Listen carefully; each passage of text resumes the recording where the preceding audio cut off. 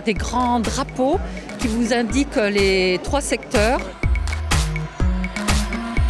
J'ai un CAP petite enfance. Depuis 10 heures, je fais que ce secteur de la petite enfance. Pourquoi un secteur petite enfance? Parce que c'est un secteur qui recrute beaucoup, spécialement à Paris. Nous sommes le premier département de France en création de structures collectives. 20% des demandes sont pour la formation de CAP petite enfance. C'est plus facile pour les candidats parce qu'ils savent directement vers quoi s'orienter, mais c'est également plus facile pour nous parce que ça opère une première présélection si vous voulez.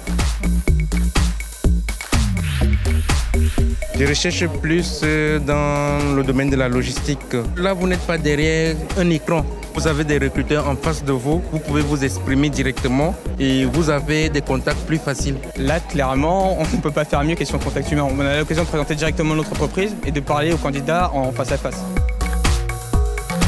Aujourd'hui, je suis à la recherche alors surtout de serveurs et de cuisiniers, de managers, de directeurs ou d'adjoints de direction pour Paris, région parisienne et la province puisque nous sommes situés sur l'ensemble du territoire. Ça change tout de pouvoir avoir un contact direct avec nos futurs collaborateurs. On a récolté un nombre conséquent de CV, donc c'est des personnes qu'on va recontacter et qu'on va pouvoir recruter très rapidement puisque dès la semaine prochaine, on va pouvoir les appeler et les recruter. J'ai un jeune collègue qui a 19 ans qui était venu pour chercher un contrat en alternance et en fait on l'a recruté tout de suite.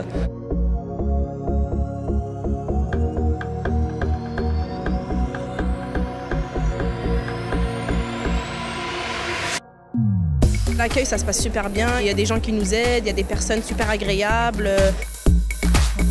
Ce petit livret, mine de rien, donne des adresses, des numéros de téléphone de gens potentiellement employeurs. Je suis contente d'avoir ça parce que je ne pars pas sans rien.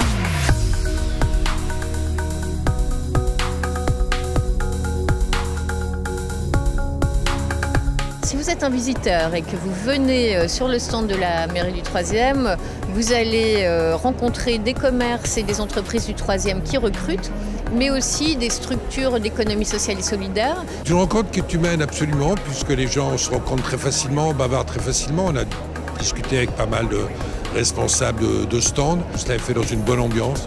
Je crois que ça va dans le bon sens. Ça donne quand même une forme d'espoir et une forme d'humanisme dont on a vraiment besoin, qu'on est dans des périodes de recherche comme ça actives.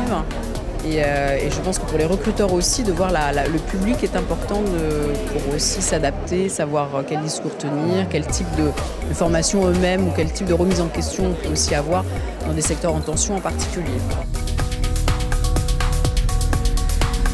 C'est toujours bien d'aller dans un salon dédié parce qu'on y prend d'autres idées. Ça peut être aussi, et j'insiste vraiment là-dessus, un lieu d'ouverture des possibles. C'est-à-dire que quand vous êtes quelqu'un en recherche d'emploi, jeune ou moins jeune, vous connaissez certains métiers, mais pas tous. Certains vous paraissent éloignés de ce que vous pouvez faire. Et donc, ces forums sont là aussi pour vous montrer que c'est possible pour vous et que ces métiers existent et vous attendent. Vous avez tout qui est à portée de main, donc vous pouvez aller d'un stand à l'autre, vraiment échanger, se renseigner, parler avec les gens. On est recruteurs.